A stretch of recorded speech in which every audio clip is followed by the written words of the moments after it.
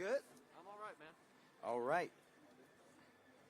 Oh, it's on you first. Go ahead. I'm kicking it off.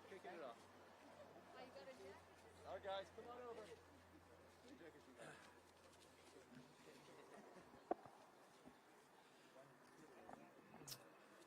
Good afternoon, everyone. My name is Steve Sharkey. I'm the director of the Baltimore City Department of Transportation. Thank you for coming out today as we talk about winter and snow preparedness. As the winter season approaches, I want you to know that the City of Baltimore is fully prepared for inclement weather. Under the leadership of Mayor Brandon Scott, the Baltimore City Snow Team has been working very hard to ensure that we are ready to deliver prompt and efficient service to the residents of Baltimore. I mean, if I'm being real here, we've been meeting every week on Zoom since last April. The Department of Transportation, along with the Departments of Public Works, Recreation and Parks, and General Services, have been working together. Since early summer, we have fully examined operations to ensure that we have the tools and resources necessary to efficiently execute our snow program. We've also hosted mock snow drills to ensure that we are ready for the inclement weather. I want to thank our snow team partners here today that help keep the city's streets safe and passable each year. DPW, Recs and Parks, General Services, the Police Department, Fire, Health, Housing, Homeless Services, and the Mayor's Office of Emergency Management. The winter season brings unpredictable weather, and I want to personally assure Baltimore residents that the city is prepared. Thank you, and now I'd like to introduce the mayor of our great city, Brandon Scott. Thank you, Director Sharkey, and good morning, everyone. Thank you all for being here. We all know the winter season can be a challenging time as we are faced with freezing temperatures and, of course, as Baltimore weather would have it, unpredictable conditions. Today I am proud to announce that the City of Baltimore is fully prepared for winter weather and whatever else Mother Nature brings our way. Under the leadership of Director Sharkey, we have thoroughly examined our snow operations to improve the level of service that we deliver to the residents and businesses of Baltimore. I want to thank Council President Mosby, Director Sharkey, and his team of dedicated employees who you see here today, along with Director Mitchell, Director Moore, Director Nash of General Services, who all support snow operations each winter. I'd like to also thank our Police Commissioner Michael Harrison, Fire Chief Ford, Deputy Chief James Wallace of the Director of the Office of Emergency Management, Kim Elsman, Director of Public Health Preparedness and Response, Director Augustine of the Mayor's Office of Homeless Services, and Dwayne Saunders, Assistant Commissioner at DHCD. With a snow budget of $6.83 million, the city's snow removal program includes over 300 essential personnel, 294 pieces of equipment, and more than 300 pieces of contractor equipment. We are now fully stocked with over 15,000 tons of salt and ready to assault and treat city streets. I would like for every resident to know that I am fully confident that Director Sharkey and the rest of our team are fully prepared to tackle any snow that comes our way to keep the city moving. And I'd like to also let the residents know that even though I'm fully confident, the director and his team know that I will be out making sure that they do that myself personally. We ask for full cooperation of the residents so that we can be successful in clearing our streets in the event of snow weather, which we all hope we don't get a single inch of this winter. During a winter storm, we strongly advise people who do not have to travel to stay at home. Before we get into winter weather season, motorists should become familiar with the 3 phases of the city's snow emergency plan and know before you go. You can find that at snow.baltimorecity.gov. We encourage everyone to be ready for the snow season ahead in order to stay safe in the winter. And when you're out, and you have to be out, unfortunately, in this weather, we want you to be careful. We want you to avoid places that we know have lots of accidents, like I-83, that's behind us, for example. And if you're going to be traveling on those roads, travel at a slow and safe pace. You cannot drive on I-83 when it's raining, let alone when it's snowing, at speeds of 50, 60, 70 miles per hour, which you shouldn't do in the first place. Citizens should also tune into local news stations and visit the city's snow page, snow.baltimorecity.gov, for updated information during inclement weather. And also, you can also find there which streets and what order streets are treated in the city. If you live on a residential street, yes, put it into 311 so that we can know, that my team, the city administrator, Chris Shorter, who's here today, can track those requests to make sure that you are getting the service that you deserve. Thank you, Baltimore. Stay safe, stay warm during this winter season. And now I'd like to turn it over to our City Council President, Nick Mosby, for remarks. Mr. President. Thank you, Mr. Mayor. I stand here as a representative of the Baltimore City Council, as a committed partner to the mayor and his administration. We understand and know and seen firsthand the hard work that the mayor and his team are putting in to ensure that Baltimore is properly prepared for this next winter. That's going to be a winter where this administration is going to deliver effective, efficient, and equitable services to all citizens in the city of Baltimore. As your council representative, you are our eyes and our ears to provide any constituent services issues for us to work directly with the administration. And as the mayor has stated, and as I will continue to state, we stand here committed to doing so. What you see in front of you today is an all-hands-on-deck approach that's not only with the administration but goes down to the legislative branch in the city council. And that's exactly what this sign of unity stands for today. The last thing I'll say is to our residents in our communities, we understand and know and see who the vulnerable folks are in our communities. Don't allow them to succumb to any of the winter conditions or the problems because they do not necessarily have the means or the access or the know-how to be connected to city services. All of the mayor team and his folks stand behind me today, ready and willing to support the citizens of Baltimore, particularly our most vulnerable citizens. Again, this unified approach is an approach that we need to continue to take and that we will take so we can battle this winter together. Next up, I'll invite up the amazing Director of DPW, Director Mitchell.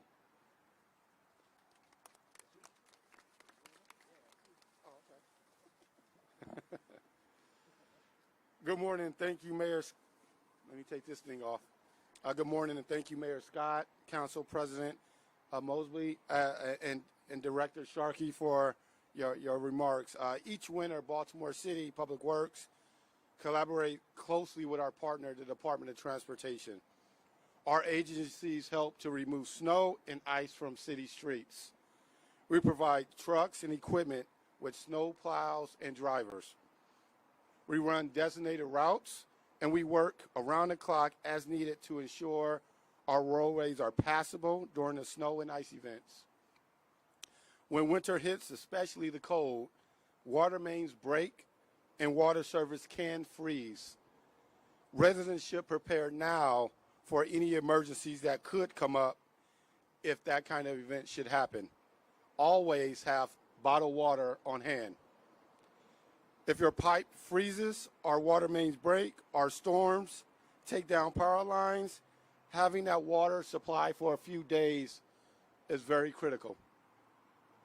When temperatures remain at or below 25 degrees for a prolonged period of time, we recommend that you keep a thin stream of water running from your faucet in the lowest point of your home. It should be about the size of a pencil. This will help your pipes from freezing. Please make sure that all outside water hoses are disconnected now and that the water from any outside faucet is turned off during the winter months. Also, periodically check your sub pump. Frozen lines can lead to floods in basement. Again, I urge residents to be prepared. Please keep in mind that the Department of Public Works makes repairs on the city side of the meter. So repairs on private property or on the property owner's side is the property owner's responsibility. In the event of severe weather, you can keep up service charge such as trash, and you can keep up with service charge such as trash and recycling collections by watching or listening to local TV and radio stations. We also post updates on the Department of Public Works website and on our social media, Twitter, Nextdoor, and Facebook. Reminder, if you see water bubbling up or freezing on your streets, call 311 if you're in Baltimore City, or if you're outside the city, call 396 5352. And in the event of snow or ice, we ask residents to assist in clearing the storm drain around their home to prevent possible flooding. Again, thank you. And now I present to you the Director of the Department of General Service, Ms. Chichi Nahaja-Nash.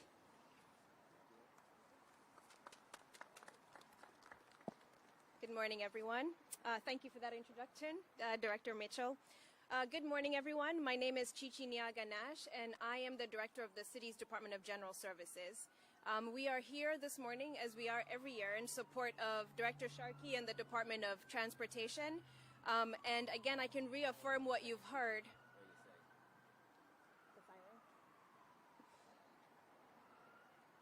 Okay. And I can reaffirm what you have already heard today, which is the city is ready for any upcoming snow weather that we might receive. For DGS, the snow season starts in July. That is when we have our highly trained automotive mechanics technicians working on the preparations for snow preventative maintenance work. That means that they are pulling in the city's entire fleet of 294 vehicles, and undertaking services to ensure that the components such as the plows and the salt spreaders and the brine tanks that you see displayed behind me today are in full working condition, that they were properly put away from the prior season, and that once an activation takes place, that equipment is ready to go the minute the operators step into it. Our facilities management group also plays a critical role in preparing and responding to snow events. We are responsible for ensuring that key city buildings are prepared and ready, that the sidewalks are safe for the residents and the employees who might be walking on them, that the buildings themselves remain warm and are adequately, that we can ensure that the employees working in them are working in a safe condition. We also have to keep in mind some rather obscure or strange criteria that we need to meet. For instance, at the Barks Animal Shelter, we need to make sure that the chemicals we use are safe for the animals' paws, and so we don't treat every building the same way. There are some unique situations. This year, we will also be sure to prioritize any health department facilities and any municipal centers that will be key in continuing the response to the COVID pandemic and ensuring that citizens are able to continue receiving those services. Thank you again to the Baltimore City Snow Team and for all the hard work and support that we have and the collaboration that we have with them as we prepare. At this point, I would like to introduce Fire Chief Niles Ford to give a few comments.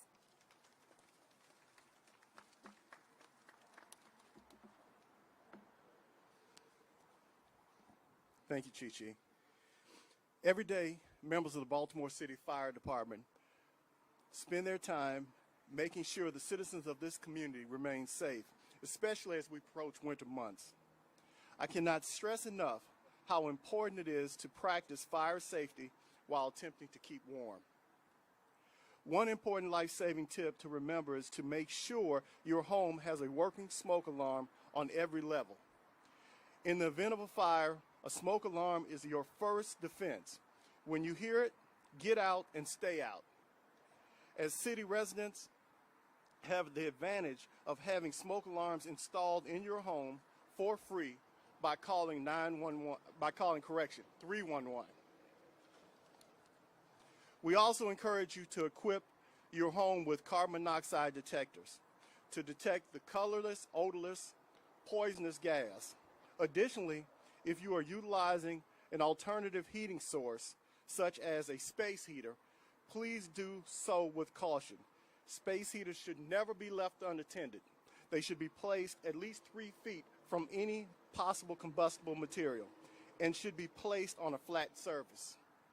Please remember, kerosene heaters are prohibited in the city of Baltimore and are very, very dangerous. Never use your oven as an alternative heating source. As the winter months settle in, remember your oven is for cooking, not for heating your home. Our priority is to make sure you all are safe during these winter months.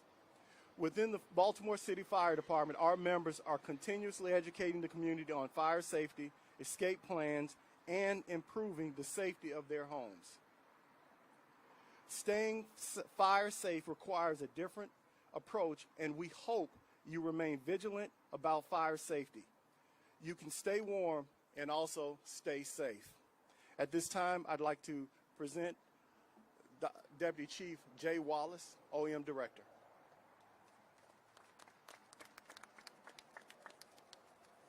Thank you, Chief Ford. Also, thank you, Council President, Mr. Mayor, for your leadership. I'm Deputy Chief Wallace from the Office of Emergency Management. Within the Office of Emergency Management is our responsibility to provide support to all city agencies, especially the snow team that you see behind me, during inclement weather and during times of emergency, but also provide support to our city residents. Our motto is that safety begins with preparedness. During winter months, especially when there's inclement weather, vehicle accidents, incidents of carbon monoxide poisoning, cases of heart attacks, hypothermia, and frostbite are known to increase, all weather related. As Chief Force previously mentioned, having ulterior heating sources can be an extremely dangerous thing. While you're identifying ways to heat your home, it's important to remember never to use a generator, a gas grill, or other gasoline, propane, or charcoal burning devices anywhere near a residence, including up to 20 feet within those residents and areas around open doors, windows, and vents to the outside. Now is the perfect time to not only prepare yourself and your family, but also prepare your home for winter months. Finally, we want to emphasize the creation of emergency kits, not only for your home, but also for your vehicle. Preparedness starts at the family level, and there are a lot of things that families can do to prepare themselves, not only for upcoming weather events, but also for the power outages that could result due to ice and or snowstorms. We encourage our residents, if you have to go out, always dress warm, otherwise stay indoor and stay off the roads unless you need to be out. And finally, to reemphasize one of Chief Ford's points, remember to dial 311 if you're in need of a smoke detector inside of your home. I'm going to turn it over to Director Sharkey for some final words. Thank you, Chief Wallace, and thank you everyone for coming out today to discuss snow preparedness. The Mayor and I are available to take any questions.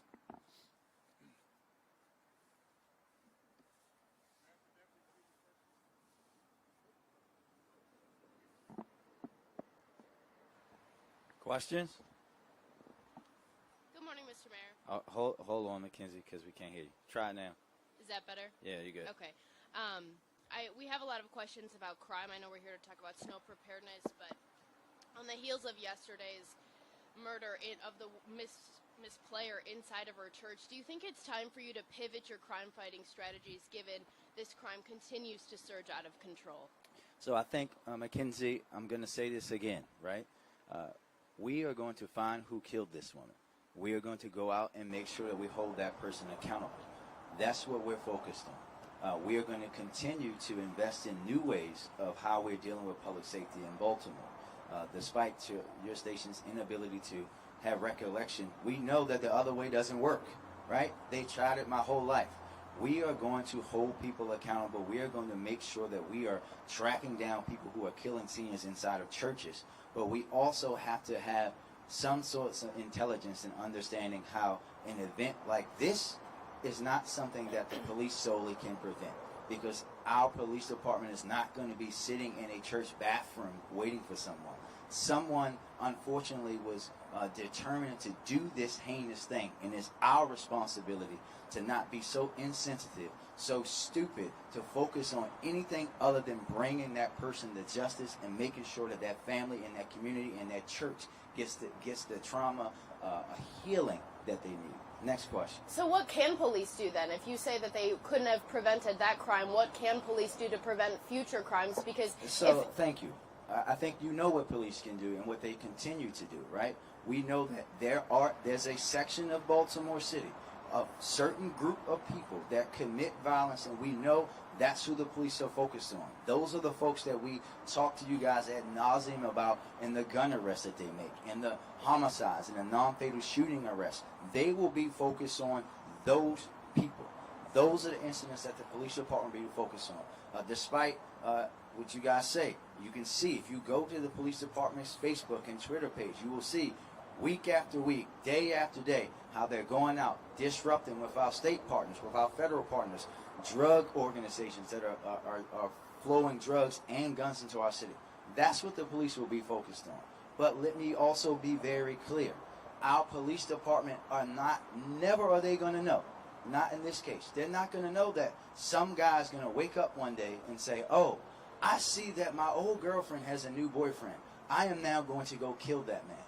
The police are never going to be able to do that. They're not mind readers. And we have to have an understanding of that. And anybody that doesn't has an outdated way of thinking about violence, has never lived in a community, has never had a gun pointed in their face, has never ducked bullets, has never lived with the folks that actually live in these communities in Baltimore have had to live with for so long. Thank you. Next question. That's your 2 questions. Next question. You got to come over to the mic, Mr. P. We can't hear you. I just want to ask about the generator. Okay, here we go.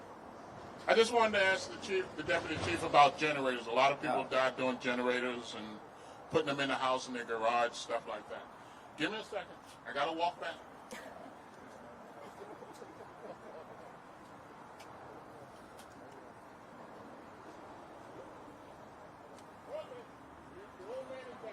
Yeah, so generators are a problem.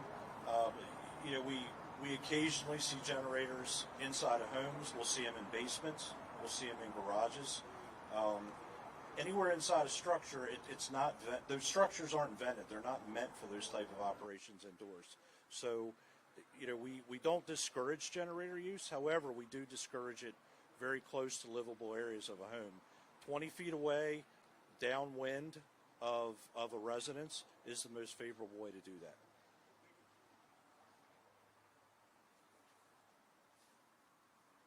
Alexa? Hi, I'm here for a quick update from the commissioner, if he's able to speak about where the investigation stands. I can do it. The police department is actively pursuing leads. They're out canvassing the community. I saw the officers on North Avenue today, and as I said yesterday, that's their top priority. And when we have an update, and I know that we will, because we will find this coward, we will bring it out to you guys so that everyone knows. So my specific question with that is, does this appear to be random or targeted? We are pursuing leads to make sure that this case continues to progress in the way that it is. We are not going to share any information that might complicate what the great work of our homicide detectives are doing currently. And this church appears to be in or right next to the Broadway East corridor. I know during the public safety meeting it was mentioned that was an area that had seen an uptick in crime. Looking for a response and if any other changes are going to be made. Well, this is an area in East Baltimore that has had, in the Eastern District, that has an uptick. We have made deployment adjustments. Of course, this happened inside the church, which is a little separate. Even my own executive protection unit has been working in that area. We're going to continue to work with the commander in the Eastern District and others to make sure that they get the service that they need. Thank you. Thank you. Thank you, everybody.